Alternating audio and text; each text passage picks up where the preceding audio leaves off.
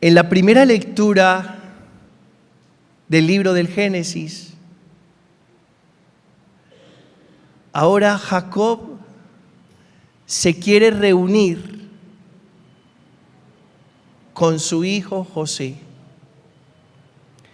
Y después de reunirse con su hijo José, dice el texto que Jacob dijo: ahora puedo morir después de haber contemplado tu rostro y ver que vives todavía. Y esto mismo pasa en el Nuevo Testamento. Jacob representa al pueblo de Israel y José representa a Jesús.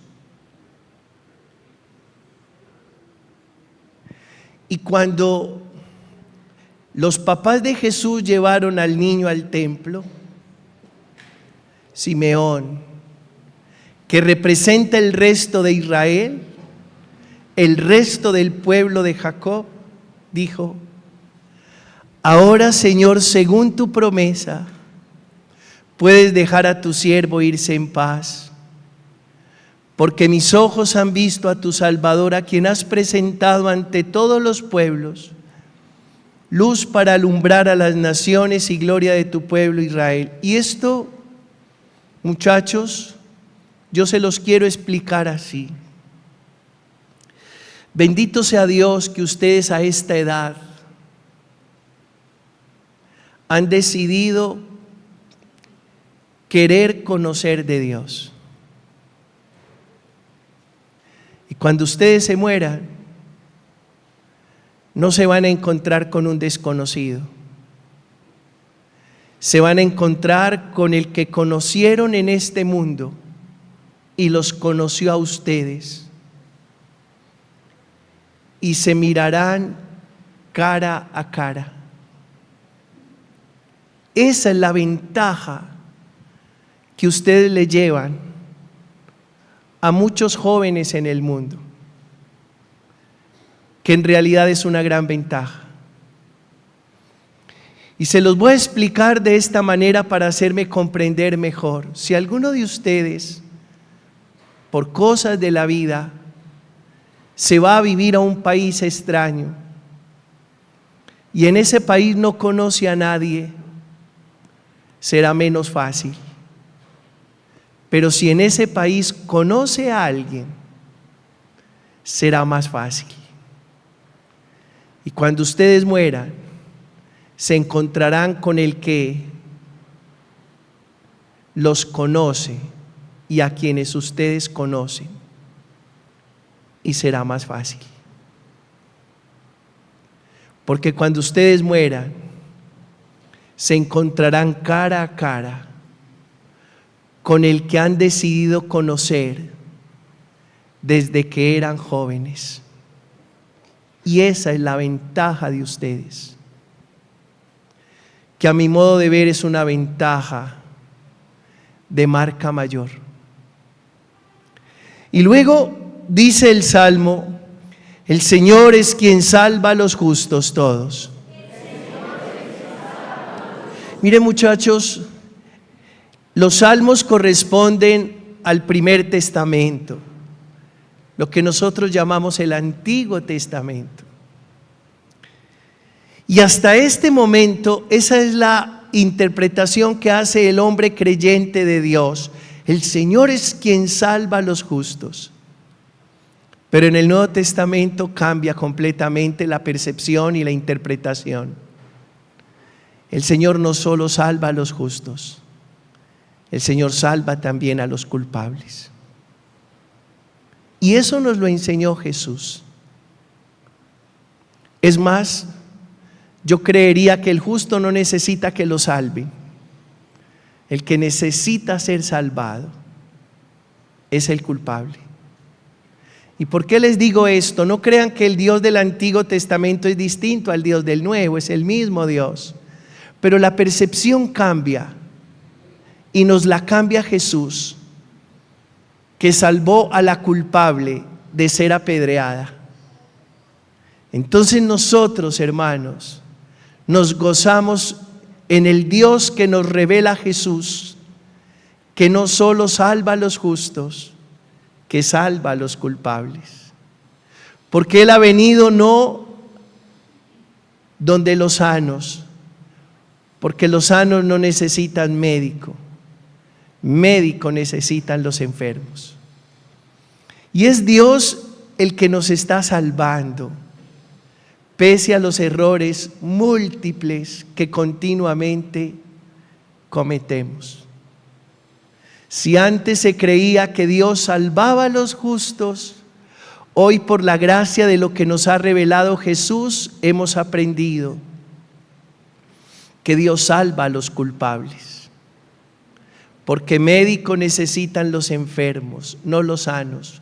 Porque Él ha venido a buscar la oveja perdida. Y luego, qué importante es, muchachos, que ustedes vayan descubriendo esa nueva imagen de Dios, ese nuevo rostro de Dios, que no es el Dios que solo está cuidando a los buenos. Es más, es el Dios que se ocupa del perdido, del extraviado, del equivocado. Es el Dios de la misericordia. Y luego, hermanos, el evangelio de hoy es muy fuerte.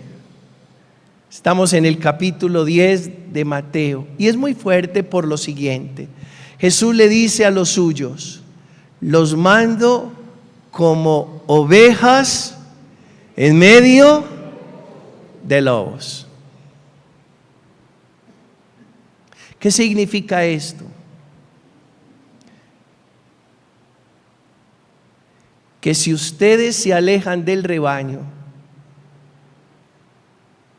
se los come el lobo.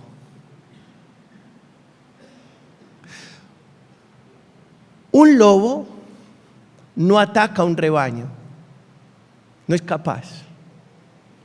El lobo ataca a la oveja que está por ahí embolatada, distraída, perdida, enredada. ¿Y esto por qué se los digo a los muchachos y a todos ustedes?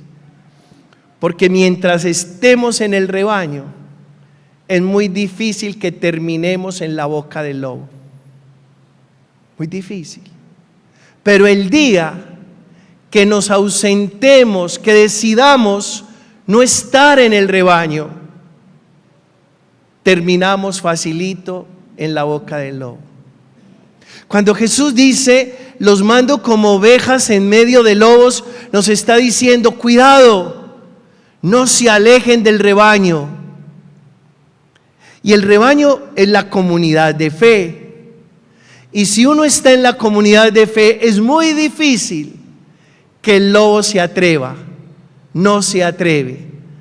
El lobo solo se aprovecha de las ovejas perdidas, de las ovejas solitarias, de las ovejas que se apartan del rebaño. Y a todos les digo, hermanos, tal vez muchos jóvenes dicen: no, yo a la iglesia no voy, yo no creo en la iglesia, yo no creo en los curas, la iglesia es una mafia, los curas son unos pervertidos. Seguramente ustedes, muchachos, escuchan permanentemente eso.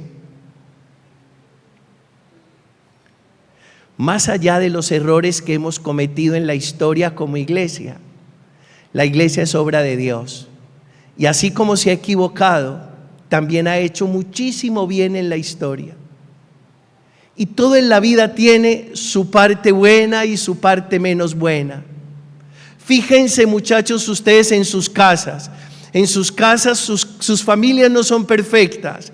Hay miembros muy lindos y también hay miembros que uno dice: caramba, qué pesar que este sea miembro de mi familia. En toda familia hay personas para mostrar y personas para esconder. Y lo mismo en la iglesia. Hay quienes nos equivocamos, pero también hay quienes son santos, hay quienes son buenos, hay quienes trabajan arduamente por la iglesia. Y lo importante de estar en el rebaño. El día que alguno de ustedes decida: yo no quiero estar en Kairos, yo no quiero estar en Espíritu Joven, yo no quiero volver al Carmelo, queda expuesto a terminar en la boca del lobo. Pero mientras ustedes estén en comunidad, es muy difícil que el lobo se atreva. Lo segundo que dice el evangelio de hoy, voy a pastelear, dice: sean sagaces como serpientes y sencillos como palomas. ¿Cómo dice? Sagaces y sencillos. La serpiente es muy astuta. Lo vamos a traducir de esta manera en nuestro lenguaje. La serpiente es muy avispada. La serpiente es avispada. La paloma es sencilla. ¿Qué es más fácil? ¿Coger una paloma o una serpiente? Una paloma. Pero tenemos que ser avispados y sencillos. Y sobre todo los jóvenes. Un joven cristiano no es un joven tonto. Como es de tonto, todavía cree en las cosas de la iglesia. No. Y nunca den la idea o la imagen de ser tontos. Avispados, pero sencillos. ¿Para qué? Para que podamos atraer a otros jóvenes. Porque si a ustedes lo ven como un torombolo o como una mafafa, no. Avispados,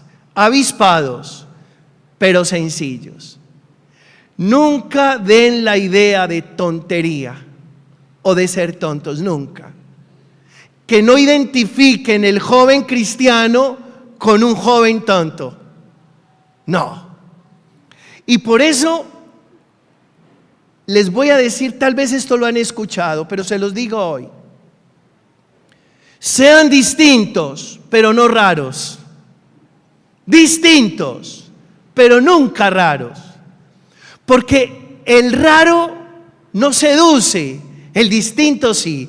¿Qué es ser distinto? Hacer la diferencia.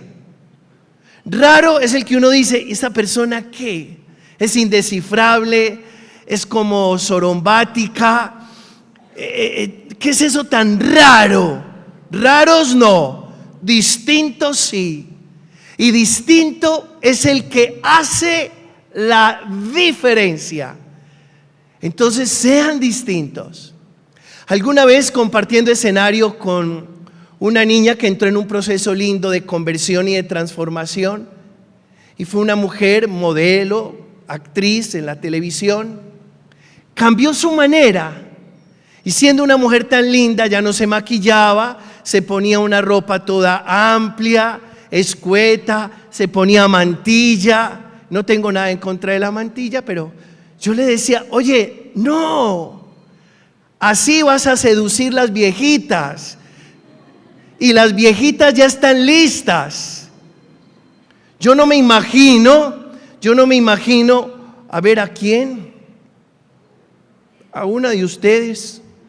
Yo no me imagino a Carlota, a doña Carlota, diciéndome, padre, no, yo no vuelvo a la iglesia, yo voy a entrar a una secta satánica. No, ya doña Carlota la tenemos listica. Ni me imagino a ninguno de ustedes, a don Néstor que me diga, no, padre, yo no voy a volver a la iglesia, yo voy a seguir con la banda de los priscos. No, ya don Néstor lo tenemos listico. Tenemos es que cautivar, enamorar, seducir y ser atractivos para los jóvenes, las nuevas generaciones. Y para ello se necesita ser una persona distinta pero no rara. Es decir, un joven que se goce la vida, que se tome una cerveza, que vaya al cine, que se ponga sus tenis, que trote, que le guste ir a un concierto, que sepa bailar, que sepa conversar, que sepa divertirse, pero que tenga un corazón para Dios. Démosle un aplauso a los jóvenes de nuestra patria.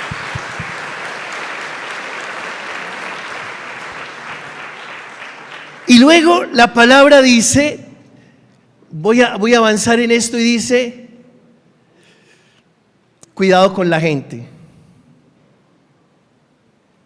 Cuidado con la gente. Nos está diciendo Jesús, cuidado con la gente.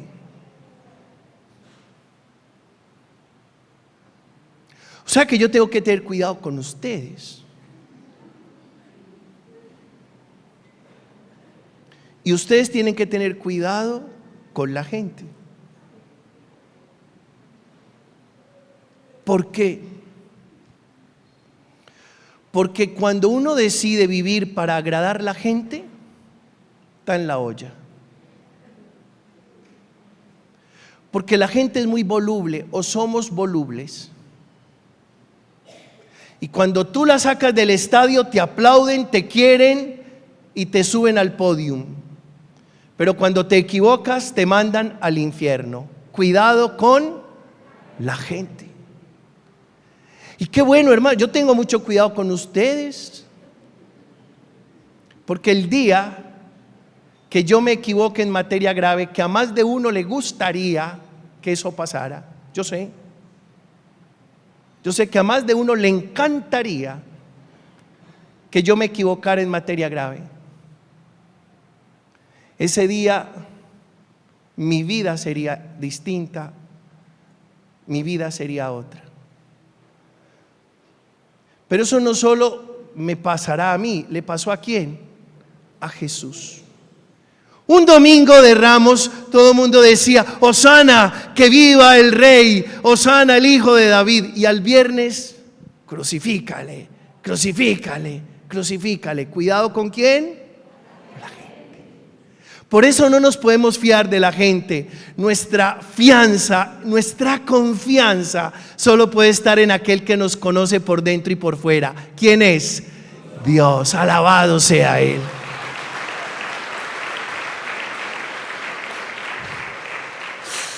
Cuidado con la gente, nos dice Jesús.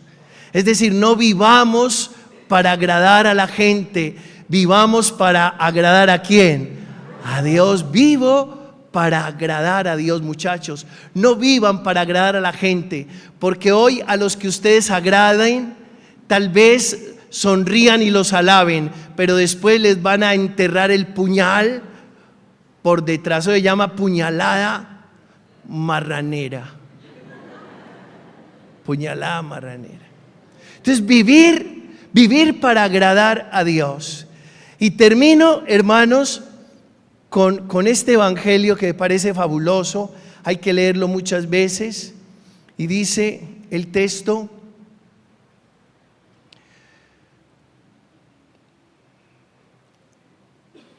pero el que persevere hasta el final se salvará. Y es que nosotros estamos llamados a la perseverancia, a la constancia. No es un ratico, no es a veces, no es de pronto.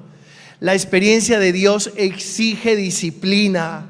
Y si uno un día se la jugó por el Señor, se la tendrá que jugar de ahí en adelante hasta el final. Muchachos, si ustedes decidieron jugársela por los valores, por los principios, por las virtudes, por la fe, por el amor, por la verdad, por la libertad, por la comunidad, por la familia, por Dios, si ya empezaron, hasta el final. ¿Por qué les digo esto? Porque uno conoce jóvenes que después se vuelve a ver con ellos y cambiaron el rumbo completamente de sus vidas. Y la pregunta que yo le hago a un joven cuando alguna vez lo conocí en una parroquia y era un muchacho fervoroso, un muchacho de comunidad, un muchacho de fe, un muchacho de Eucaristía, un muchacho de oración, y veo que cambió, le digo, la pregunta que le hago es esta: ¿usted cómo hizo para probar las mieles de Dios y luego rehusarse a ellas? ¿Cómo hace uno para probar las mieles de Dios y luego ausentarse de las mieles de la vida? Yo creo que cuando uno tiene experiencia de Dios, se saborea las mieles de la vida. Y después uno, ¿cómo va a decir? me harté de las mieles de la vida. Las mieles de la vida no hartan, no hartan. Lo que harta es la hiel del mundo. La hiel del mundo sí harta. Así que si ustedes ya decidieron estar con el Señor, apostarle al bien, al amor y a la vida, nunca se aparten de ahí.